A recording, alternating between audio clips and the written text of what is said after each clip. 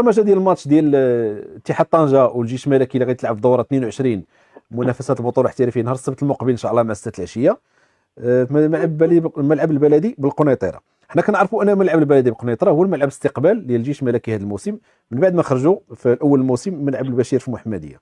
السلطات ديال قنيطره رفضت الناس ديال اتحاد طنجه في اكثر من مره انهم يستقبلوا في قنيطره. مثلا مباراه ديال الوداد اللي تبرمجت فينالمون في ملعب ساني ترمل بدون جمهور وكان فاز بها الوداد 3-0. الديربي ديال الشمال ما بين اتحاد طنجه والمغرب التطواني كانوا الناس ديال طنجه مشاو القنيطره كخيار اول باش يستقبلوا تما ورفضوا لهم واضطروا انهم يلعبوا ويكلو في المحمديه. مجموعه مباريات اخرى اخرها غير هذه في الدوره 20 غير شهر جوج اللي حنا فيه اتحاد طنجه داروا الطلب السلطات ديال قنيطره باش يستقبلوا اتحاد توارقه في ملعب بلدي ولكن تم رفض الطلب وبالتالي لجؤوا مره اخرى الخطه ديالهم لانهم يلعبوا في ساني ترمل بدون جمهور.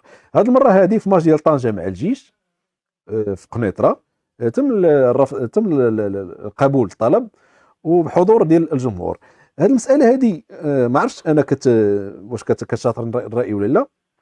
التايمينغ ديالها جاني ما هواش ما يمكنش انك تجي حتى الماتش ديال الجيش الملكي الجيش اللي هما عندهم لي روبير ديال ذاك الملعب وهما كيستقبلوا فيه كل شيء وتسمح لاتحاد طنجه انهم يستضيفوا الجيش في قنيطره. علاش ما رفضوش لهم هذه المره ورفضوا مرات اخرى؟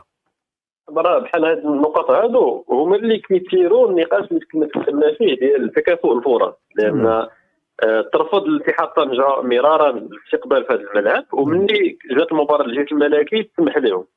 والغريب ان الملعب البلدي القنيطره كان شاهد الاسبوع الماضي على واحد الحادثه مماثله ديال الطاس الاتحاد البيضاوي اللي استقبلوا النادي القنيطري في ملعب البلدي القنيطره وتعطاهم لابيتري وتعطاهم لا غوسيت. ممكن ان الاداره ديال الملعب وافقت هذه المره باش تستقبل لان عارفه غتاخذ اون غوسيت اللي هي كبيره ولكن لا اظن ان هذا هو السبب لان حتى لو استقبلت الماتش ديال طنجه والوداد كان غادي يكون مداخيل مهمه. كنظن ان بحال هذه النقاط هما اللي كيخليو ان الجمهور احيانا كيطرح تساؤلات وكيحاول كيوصل بعض المرات حتى نظريات المؤامره اللي من حقه لانك ملي كدير ازدواجيه ديال المعايير في اختيار القرارات كتفتح الباب على مصراعيه. حنا كنعرفوا ان بزاف الانديه استقبلت انديه اخرى في ميدانها هذا الموسم. الرجاء الرياضي استقبل برشيد في الميدان ديالو الوداد استقبلت المحمديه في الميدان ديالها ولكن ملي ما كتسمحش نهائيا لاتحاد طنجه بالاستقبال في قنيطره وكتجيب حتى مباراه الجيش الملكي وكتوافق هنا كنطرحوا علامات الاستفهام.